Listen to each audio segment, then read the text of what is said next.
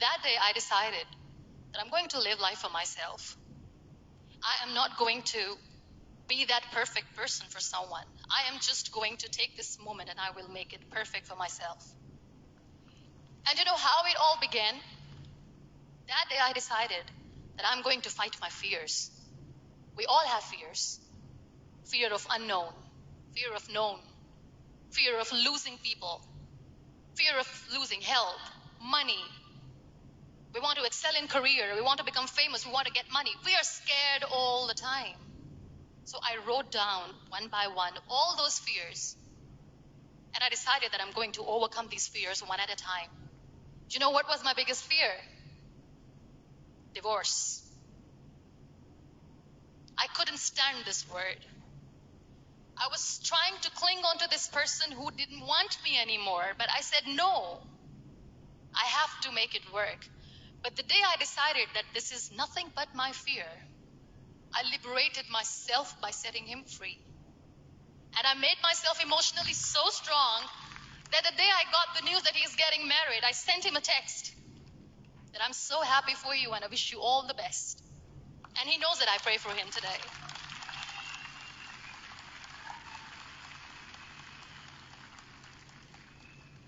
My biggest fear, number 2, was I won't be able to be a mother again.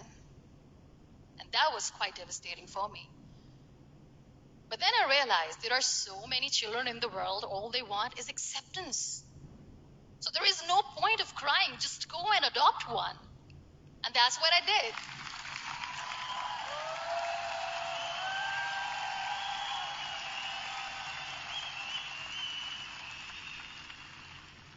I gave my name in different organizations, different orphanages. I didn't mention that I'm on a wheelchair, dying to have a child. So I just told them that this is MUNIBA Mazari and she wants to adopt a boy or girl whatsoever, but I want to adopt a kid. And I waited patiently.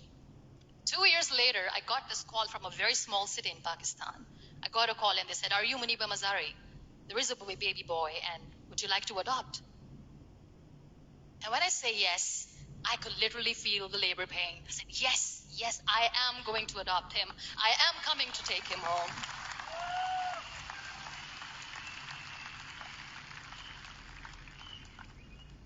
And when I reached there, the man was sitting and he was looking at me from head to toe.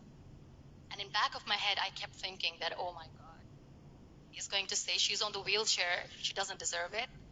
How is she going to take care of him? And I looked at him and I said, do not judge me because I'm on the wheelchair. But you know what he said? He said, I know you will be the best mother of this child. You both are lucky to have each other.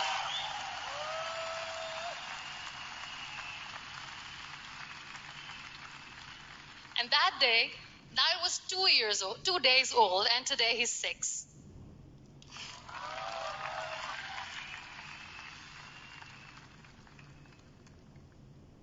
You'll be surprised to know another bigger fear that I had in me. It was facing people. I used to hide myself from people. When I was on bed for 2 years, I used to keep the door closed. I used to pretend that I'm not going to meet anyone, tell them that I'm sleeping. You know why? Because I couldn't stand that sympathy that they had for me. They used to treat me like a patient. When I used to smile, they used to look at me and say that, you're smiling, are you okay? I was tired of this question being asked, are you sick? Well, a lady yesterday at the airport asked me, are you sick? And I said, well, besides the spinal cord injury, I'm fine, I guess.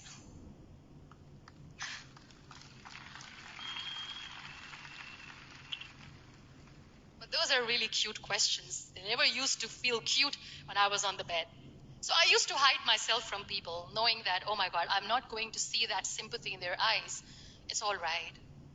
And today I'm here speaking to all these amazing people because I have overcome the fear.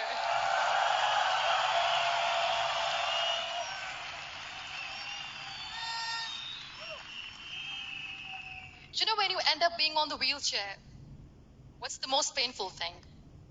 That's another fear that people on the wheelchair or the people who are differently abled have in their hearts, but they never share. I'll share that with you. The lack of acceptance. People think that they will not be accepted by the people because we, in the world of perfect people, are imperfects. So I decided that instead of starting an NGO for disability awareness, which I know will not help anyone, I started to appear more in public. I started to paint. I always wanted to. I have done a lot of exhibitions. I'm Pakistan's first wheelchair-bound artist. I have done a lot of modeling campaigns, different campaigns for brands like Toni and Guy.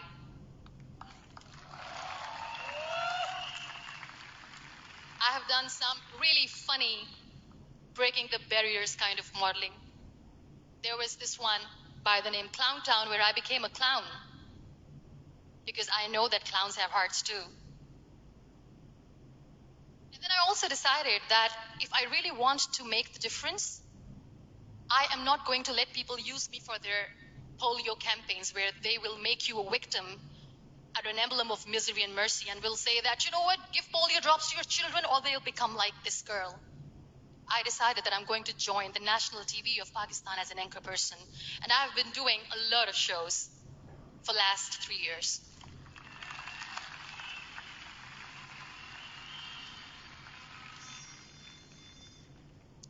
So when you accept yourself the way you are, the world recognizes you.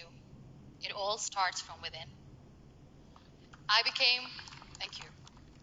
I became the National Goodwill Ambassador for UN Women Pakistan, and now I speak for the rights of women, children.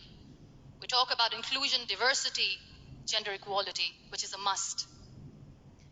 I was featured in BBC 100 Women for 2015. I'm one of Forbes 30 under 30 for 2016. And it all didn't happen alone. You all are thriving in your careers. You have bigger dreams and aspirations in life. Always remember one thing. On the road to success, there is always we, not me. Do not think that you alone can achieve things. No. There is always another person who is standing behind you, maybe not coming on the forefront, but behind you, praying for you and supporting you. Never lose that person. Never.